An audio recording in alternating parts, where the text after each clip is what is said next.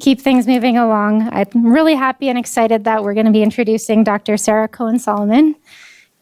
So Dr. Solomon, we all know, like I said, that living with hypermobility can be challenging. I've heard her speak many times before. She's excellent, provides a lot of really practical tips and tricks.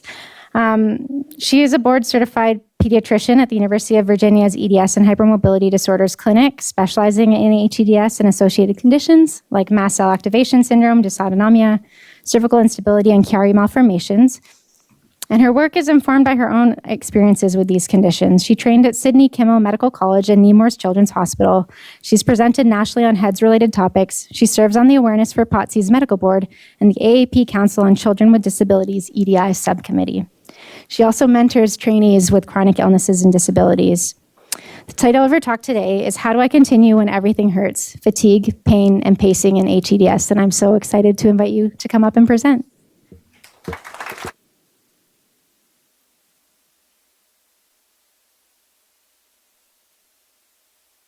All right, did I get the button? I got the button, amazing. Okay, so I think I've already got everything out of that introduction, but I will say that it is very important to me that my life experience really does feed into my experience as a clinician, and a lot of people would call that bias. I do not. Every person in this room, every person on the planet goes into what they do with some degree of bias, and if you can use that wisely and with awareness, I think it's a good thing.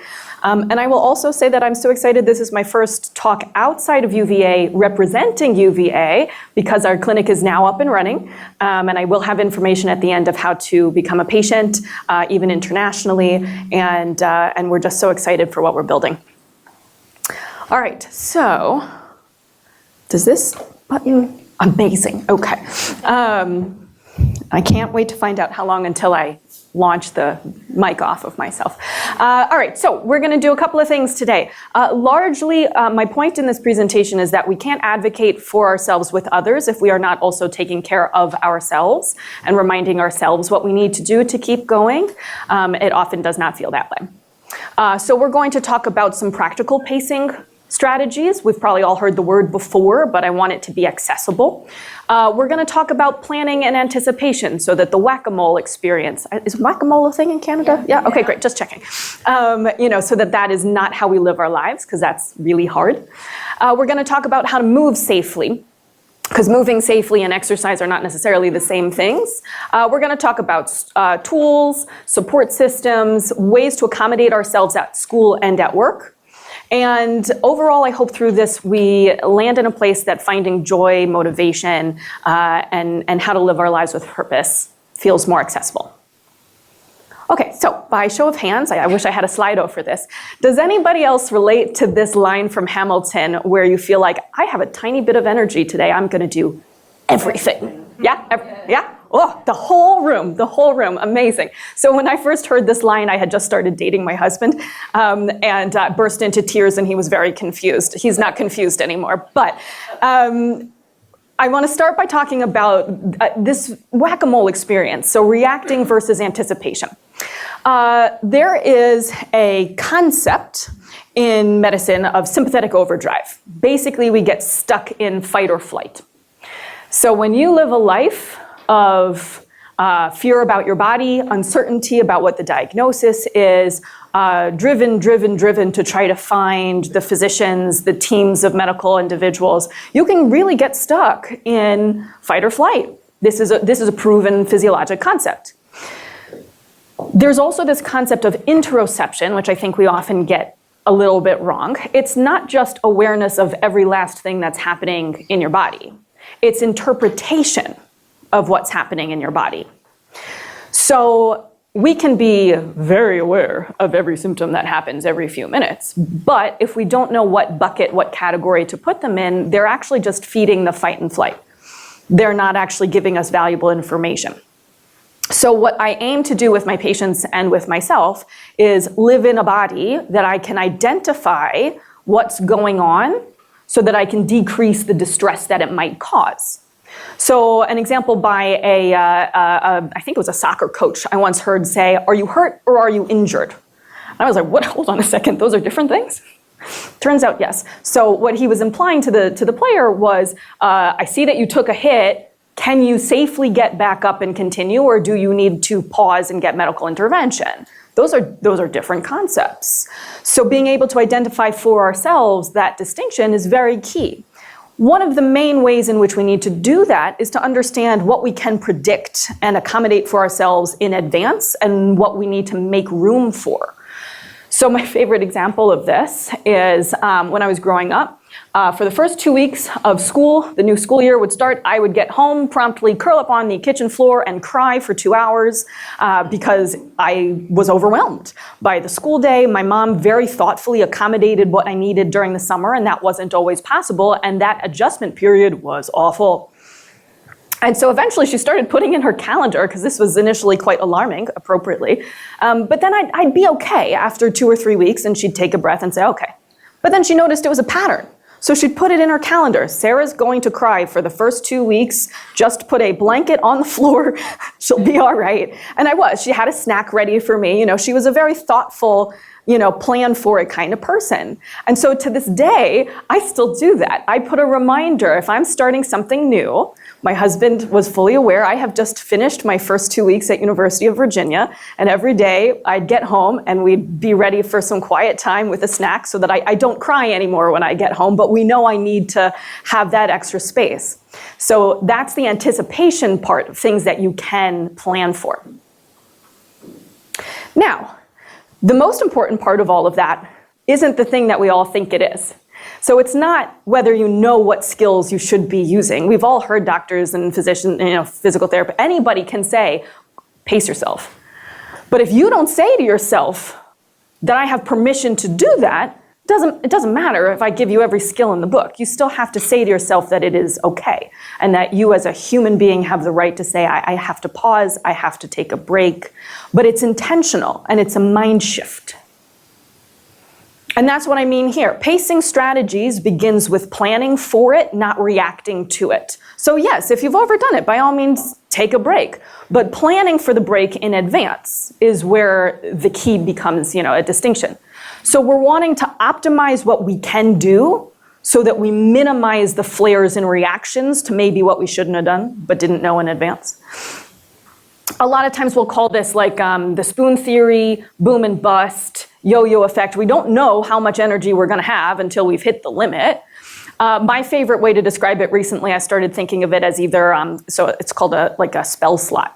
So Dungeons and Dragons or video games, you have certain points for certain types of things that you can do. So that might be, a physical activity versus, an intellectual activity. And they're different pieces, or they're different categories. You don't necessarily have the same energy to go into different categories, and that makes a distinction. But the goal, whatever that is to learn your own body's needs, and that's going to be different than the person sitting next to you. And that way we get our own priorities, all right? So, and this can be high tech or low tech. Doesn't matter how you do it, you just got to start somewhere. So the easiest place to start, and I did mean to say, by all means, take pictures and share these slides, go for it, have fun. So logging your symptoms. We're talking about how much energy we have, what we ate that day, how much sleep we got, other circumstances. But please, please, please do not make this your life. Tracking symptoms is valuable, but not if it's the only thing you do all day. So we don't want to become fixated in a way that's harmful, just helpful. And that takes practice. There are a couple of really high-tech ways to do this these days. Visible and Lumia have been very helpful to patients. At least in the US, I know that they are available through, or you can help pay for it through FSAs or HSAs to some degree. I don't know about the rules in Canada, but these are devices that help do the work for you.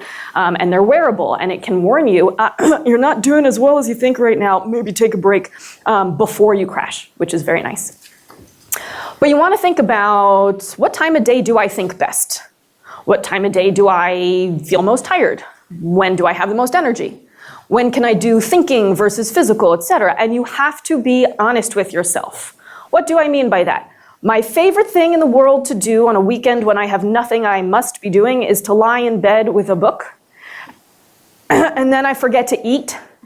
And the longer I lie in bed with that nice book thinking I'm being luxurious, the hungrier I get. And it turns out that does not help me for the rest of the day. And I have to say to myself, dagnabbit, I gotta get up and eat first, even though what I want to do is something different. So we do have to be honest with ourselves. And sometimes the best way to do that is to have your partner or someone else around you say, excuse me, you need a snack, and then you listen to them. So how do we create this structure, this balance? The first thing you want to think about is what kind of task is it? So it can be cognitive, emotional, physical, whatever category makes sense to you. High demand and low demand. And we want to sort of categorize. And again, we're not looking to be obsessive, just have an understanding of what is important for you, how much energy something takes. It's going to be different for each of us. So, high demand, important tasks, for example, for work or getting something ready for a doctor's appointment, that's going to be prioritized, and you want to space those out. Break them into smaller tasks and schedule it at the times that you function best for that type of task. The low demand, you can intersperse with this or put off for later. I like to use the low demand as sort of the backup plan. So if my high demand is not going to work that day and I need to shift my idea because I woke up feeling not well, for example, you have a list of things that will still help you feel like, all right, I'm getting through the things I need to do, but without smushing myself. But you also want to plan those. You want to plan rest breaks because, again, if we're not planning for the rest break, we're actually skipping a step. That's really important. And please, please, plan for fun. Plan for fun. It's really important to be a person who also remembers that we can do other nice things. Even if we're struggling and suffering, it is appropriate. We all belong and deserve to be in a space that gives us joy. This is only one example, and it's really only meant as a color-coordinated sense of how you can plan out your day. This is a bit of what it looked like when I was studying for some exams. I didn't have a job at the time, but I needed to sustain my focus on studying, which is really hard to do. And unfortunately for me, I study best at like 8 in the morning, which is really a shame because I don't enjoy it. But I had to convince myself, all right, I have this block in the morning, I'm gonna do that and only that. And it's rigid, it's my green block up there. But I didn't let it draw itself out too long. It was really determined to be that block of time. And then I spread everything out accordingly. So if it's blue on this page, that's a physical activity. If it's green, it's a cognitive, etc. But you want to space out the high and the low energy output and space in those breaks as well. All right, what do you do if that plan doesn't work? Well, you have a backup plan. Oftentimes, because I'm a pediatrician, I will use the traffic light example, where green obviously is like, all right, we're functioning, we're doing the best we can, and things are going smoothly. So on that occasion, you might do, for example, all of your assigned physical therapy or physiotherapy exercises, and it's great, yay, we did it all. You don't have to only praise yourself, by the way, on a day in which you did it all. Just anything at all, praise yourself. We did it, yay. For me then, I'll look at, all right, well, what does it look like on a day that isn't perfect? Yellow, I'll call a medium day. In that case, you just choose a few options from your list. Do not expect yourself to do all of it, but praise yourself for doing some. Red days, all right, this might be a flare day. And this might be I woke up and I did a breathing exercise day. And that's great. But having a plan in advance means that it doesn't feel in your soul like a failure. It's a plan. This is okay to do it that way. And on days that your brain is just not doing the brain things, I like to introduce decision trees and menus to sort of outsource thinking. What do I mean by that? So making decisions are really hard when you're exhausted all of the time. There are too many of them, all the time, too many of them. And not every day is going to be identical. So if the traffic light system isn't doing it for you, consider something like this, like put it up on the fridge, on your mirror, whatever is going to be easily in your face so that you don't have to think too hard to get it. So this is an example of the I don't feel well decision tree. I don't know about the people in this room, but when I don't feel well, I can't figure out if I'm hungry, tired, or thirsty, or something else entirely. So you want to outsource that. And sometimes that means, another family member, another support person has a list for you, or again, it's up on the fridge so that you are not trying to think about it. You're just, okay, here's the list. Am I hungry? I don't know, let me have a snack. Did that work? No. Am I thirsty? Did that work? No. And it's making the decisions for you much, much easier. Similarly, the pain management menu. When I hurt, deciding what to do about it is really hard. It's really, really hard. So my husband has a list in his phone, you can put it again on the fridge, whatever works for you, of the things that often help. And that can be pharmaceutical, or all of these are things you can do for yourself from the drugstore, whatever, so that you are not responsible for the thinking piece as well as the getting better piece. Which brings me to tools. Tools are allowed. We don't have to be suffering to make use of or benefit from a tool. So these are meant to simplify and streamline your life experience. You don't have to be struggling or in more pain to be allowed to use an accessibility aid. These can be ergonomic, adaptive, make it easier and less painful for you to access the world. That's why they're there. I like this new phrase that came up recently online, the chronic illness math concept, because chronic illness is really expensive. It's really expensive. It's not just missing work or being forced into work that you don't like in order to accommodate your life. It's also the items you need to spend on that someone else might not need to. It's expensive. One of the recommendations I like to make, and was really hard to accept for myself, is the idea that you might need to get an item that's actually more expensive up front so that you have less of a problem later.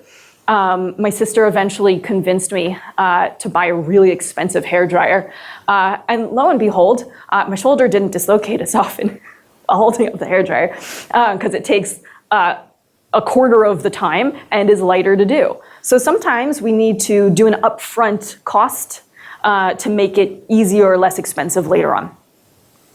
But I really want to encourage anyone who's ever thought about a mobility aid to shift how we think about mobility aids. When I see teenagers who are giving it consideration, the first thing they say is some version of, am I disabled enough to be allowed a mobility aid? And every time I have to kind of like swallow down however upset that makes me, because the way we walk through it is, well, would it make it easier for you to go to school? Would it make it easier for you to go out with your friends? Would it make it less painful for you to get through your day? And by then, everyone in the room is usually crying, mostly me. But it's really important that we look at these tools as an improvement on accessibility and living a good life. They're not a matter of reducing who you are as a person, or that they are isolated to the people who need it in one specific way. And if we learn one thing, please learn that. And also, you can use it as a backup plan. You don't have to use it every single day the same way. So I use a wheelchair when I go through airports, because airports are awful for me. And it changed the way I travel. It's a much, much better experience, because for me, I don't need to worry about where my gate is. I don't need to worry about whether I'm going to, run too hard, sprain an ankle halfway down the route, and then lift all my own things. They're ready for me. And that means when I get there, am I tired? Yes, of course. Am I a pancake? No. And that makes an enormous difference. And it's okay to say yes to those things. So we want to work smarter, not harder. And again, these are tools. These are tools we are all allowed to use. Oftentimes things are out in regular stores to make life regular people, find easier. It doesn't have to label you in any specific way. But I do recommend making sure the products you use are solid quality, because that top one, I know there's a laser somewhere, but top right, that's a donning and doffing device for compression socks. How many of us hate putting on compression socks? You'll hate it more if you buy a cheap version of the device, so I've tested that for you. The slightly more expensive version, any occupational therapist can help you pick it out. It helps the socks slide on without dislocating your fingers. It's amazing. Bottom right is my personal favorite. That is a gooseneck clip-on for my Kindle with a remote control. Enjoy the limited neck pain, folks. It's amazing. All right, so movement. Very often we describe all exercise as exercise, and that really limits how we look at it. I want everyone listening to not let perfect be the enemy of the good. What we want is to be using our bodies in a way that is safe and effective, not harmful, but trusting. We have to live in a body that we trust. It's really hard to do that when, one, most of us struggle to get a diagnosis, and two, even with the diagnosis, you don't know what's going to pop out of the socket next. How the heck do you trust the movement? Well, slowly. Slowly is the answer. I'm not asking anyone to just change their minds overnight. But there are movement approaches that can absolutely make this easier and smoother. But if we call all of it exercise, then we're just thinking about, all right, running on a treadmill. There are some people with conditions in this category who can do that. My sister, who used to be isolated to a bed for almost a year, recently ran a 5K, all right? So what you look like now does not have to be what you look like in the future. And if I forget to say this in the talk, she will have words for me. So I do want to say that if the message you get from your clinical team is that you will never be able to do something, then you will never be able to do that. And so I do want to give the message that we have to look at these things as unknown entities that we are learning with you as physicians and clinicians, and not to isolate or not to limit what we might be able to do, but rather to say, right now I can do this, and I'm going to try to do this little bit more, but in a safe, gentle way, so that we don't cause harm along the road. So start low, go slow. That's the motto. Many movements, like moving your tongue around your mouth and being really sensory aware of that, uses something like 17 nerves and muscles. That's count is not quite right, but it's a lot. So if all you do on a day that you're what I'll call stuck in bed is run your tongue along your teeth up and down and then back, that is so much coordination between your brain and your body that it actually might improve some of how you feel in the pelvic girdle. Like, that's amazing, those small movements like that. Eye movements tracking through the bedroom. If that's all you do on a day that you are in bed, that is huge. And we can't discount that because it's not exercise. It is, it's just different. And if you need to be horizontal while doing these movements, please do that.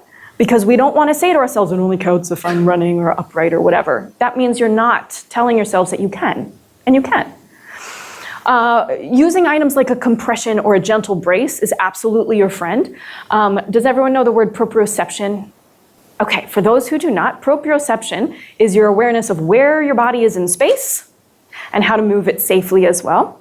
And as an example of not how to do this is what I just did before we started, which is taking a bite of food and then walking upstairs and promptly forgetting how to swallow. So we, with hEDS and related conditions, are often really bad at knowing what our body is at any given time. So we need to be aware of that, and there are things we can do to make it better. Turns out there's research into having something like, this is a body braid pictured here, or compression, or gentle soft braces, so not the rigid ones, those are for injuries only, but for something that just gives a little extra body feedback to where you are in space, can change your whole day. That's me learning how to not fall over. But there are a lot of ways. This list I chose specifically because, feel free to take pictures of it. These are things that are available wherever the heck you are. The first two are online. So the Zebra Club was developed by Jeannie DeBon, who works closely with the Ehlers-Danlos Society. Jeannie is a friend and phenomenal clinician. So she developed the Zebra Club to teach people how to use their bodies and to incorporate safe exercise into their routine. And the Hypermobility Club is another friend named Libby, and she has developed also similar online things. They both work slightly differently, but the idea is to do safe movement. Now, lower down we have neural performance training, which is most of what I do these days, and it's basically retraining your cranial nerves to function properly while you're doing movements so that your proprioception and interoception are better.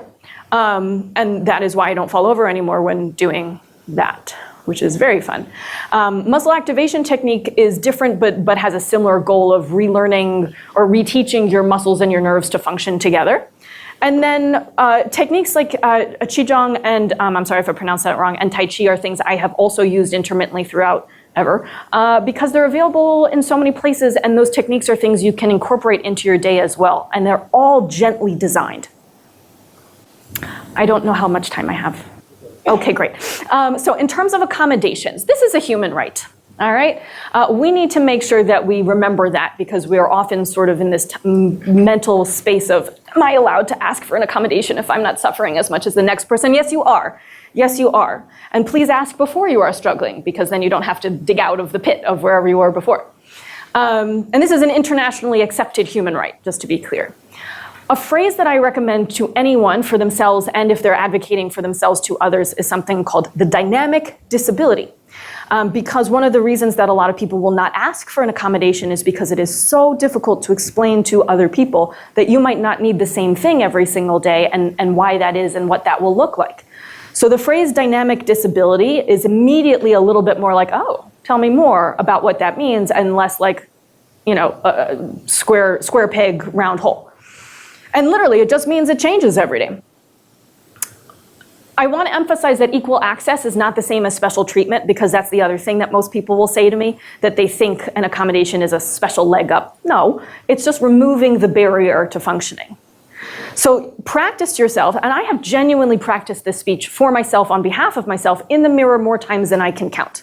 All right? Muscle memory for saying what you need, not what you're asking for, what you need, it's scary. So the more you practice it, the easier it gets. And I want to emphasize the language here. I'm not saying, please. I'm saying, this is what I need. And I've also recently added to this concept that what you need in terms of your goal or accessibility requirement might not be identical to the thing you're requesting, by which that's a weird concept, and I want to branch it out a little bit. So when I was a resident, it will shock no one to hear that nights were a little bit hard for me, and I knew they would be hard for me, the night shifts. And so I requested that my night shifts be all sort of bunched together. And because I was afraid that the residency that I went to would be difficult to work with, I didn't know in advance, I came in really like, okay, this is what I need, grr. They really wanted to work with me, but I was frightened. And what I wish I had done, because they said, yes, okay, we'll squish these two blocks together. What I wish I had done is ask what the nights are like and what the whole year might look like, because it was awful. But I insisted on doing it that way because I didn't know what I was doing and was just afraid to be denied. What I actually needed was assistance in spacing them out so that when I had them over the course of the year, they were smoother. And that program would have worked with me. I just didn't know that in advance. So what I needed was help with my sleep disorder. And what I insisted on was a schedule. And those are different things. Similarly, so just go ahead and take a picture of this. This is a general example of how to prioritize and optimize what your kid or student can do instead of focusing on like the penalty of what they can't do. So we want to optimize mobility and accessibility. Ground floor classrooms are pretty easy to do, especially in college, but otherwise elevator access, late passes for students so that they're not crushed in the hallway. Ergonomic options, dictation tools, note-taking tools, even just a pen that works better for you. You don't need an accommodation for a better quality pen, but still.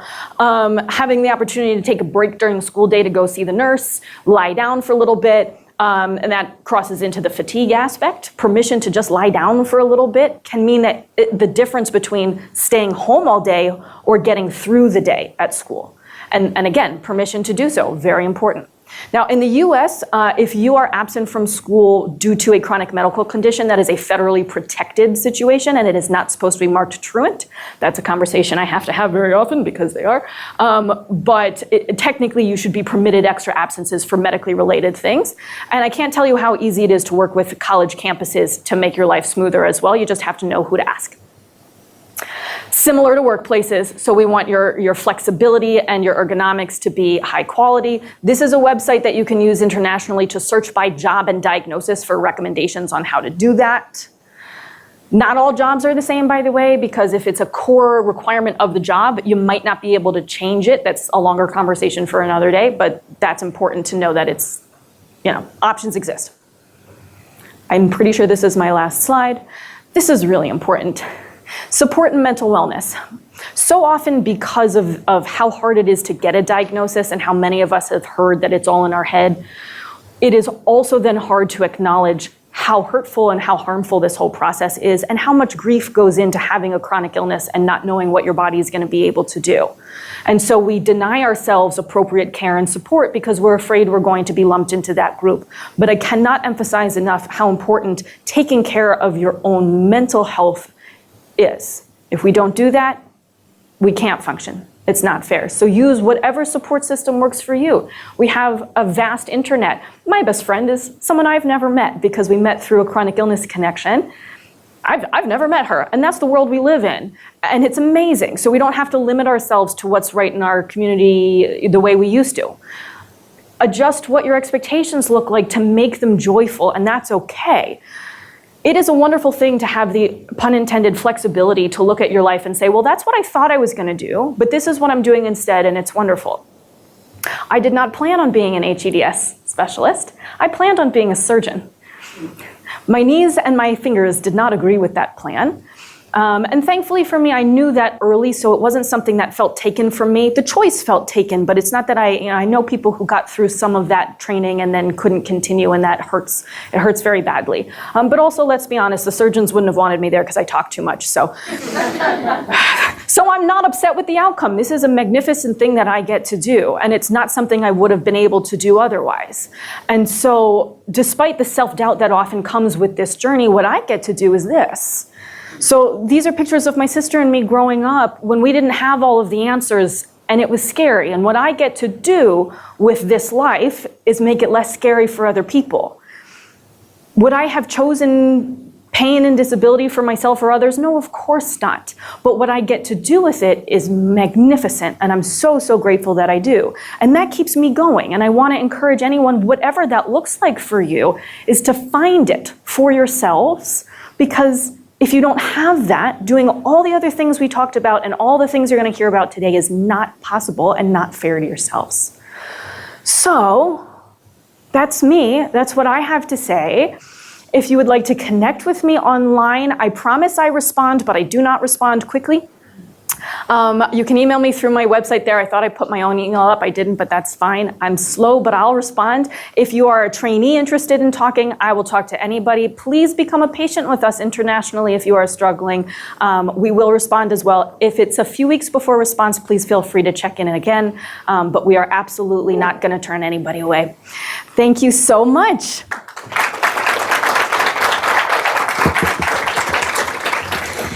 Thank you so much, Dr. Cohen-Solomon. We have a lot of questions. We're not going to be able to get through all of them, but the most upvoted comment was, I'm sobbing in my kitchen right now from the depth of validation felt for this bendy life experience. So thank you.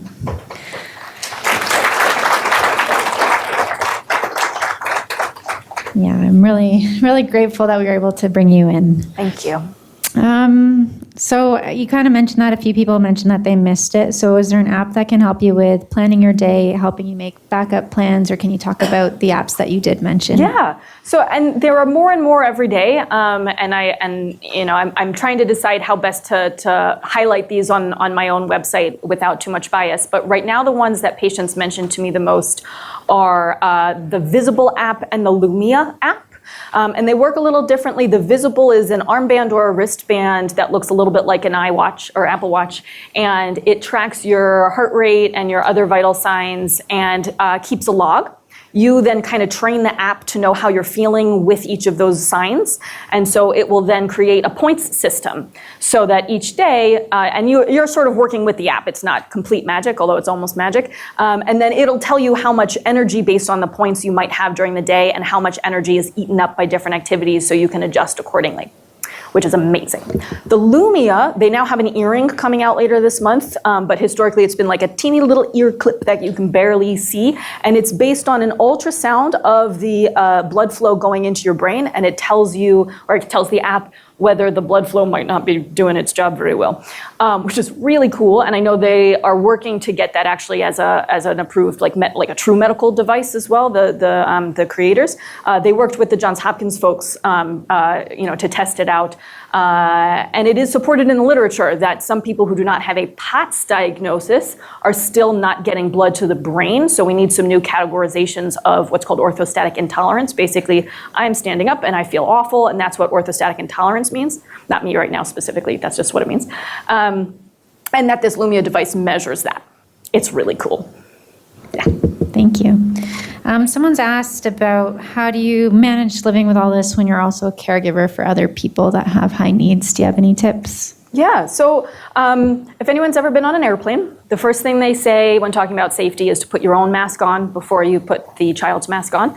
And I've never met a parent comfortable with that advice, but at the same time, you cannot help your child if you are not helping yourself. And that's hard. So I think the things we talked about today have to be extra the case. So finding the right tools for yourself and for your child, yeah, that's a not just double job, that's a quadruple job. And I don't want to minimize that for anyone. But in the sense of adjusting what life looks like, it is okay to not be the parent also then whipping up the fanciest, baked good for the school bake sale or whatever. We have to give ourselves permission that a life well lived might not look like a 1950s TV show, and that's okay. What a kid needs to grow up is not perfection. A kid needs to know that their parents love them and that they are there for them in the best way they can be, and that there's a community of support. And that's going to look different for everyone, but giving yourself permission first and foremost will change how you yourself look at those features. Thank you. There's another question about what role could clinicians play when patients are being pressured by other family members to really push through symptoms that are quite debilitating? Yeah. So teamwork, 100% teamwork. So sometimes we have to have hard conversations, and I will always try to be the advocate for my patients as best as I can. And since my patients are largely adolescents, that role works really well. But sometimes, regardless of the age bracket, the clinician needs to speak with the other family members with permission to say, look, this is what the condition is about. This is what you need to learn and understand. So it's okay to ask your clinician to add that role, because sometimes, without that support from a professional, it's hard to convince family members. I've been in that position. It's awful. So if your clinician is willing and able to do so, absolutely use them as a resource. But further than that, I don't want to tell anyone to cut off family members. That's not what I'm here for. But it is okay to focus your surroundings on the people who are supporting you in a healthy fashion. Working with family therapists, also very, very valuable. We only have so much energy available. But I think when we hear from Maggie and others, we're also going to hear more about tools that we can use on how to communicate your needs specifically as well. Mm-hmm. Thank you. You mentioned that you work a lot with adolescents, so a few people have asked about how do you teach a hypermobile teenager to really pace themselves specifically in that age category? Yeah, that's really hard. One of the ironic things that I see is that unfortunately this is an age bracket that gets a lot of flack for, like, there's a phrase I wish would never, ever, ever be used, which is school avoidance. School avoidance is a symptom of a problem. So if there's school avoidance, look elsewhere, look further. But that's an aside. So I don't want teenagers learning that if they just pushed harder, they could do better or whatever. I just hate that. I want to impart to them that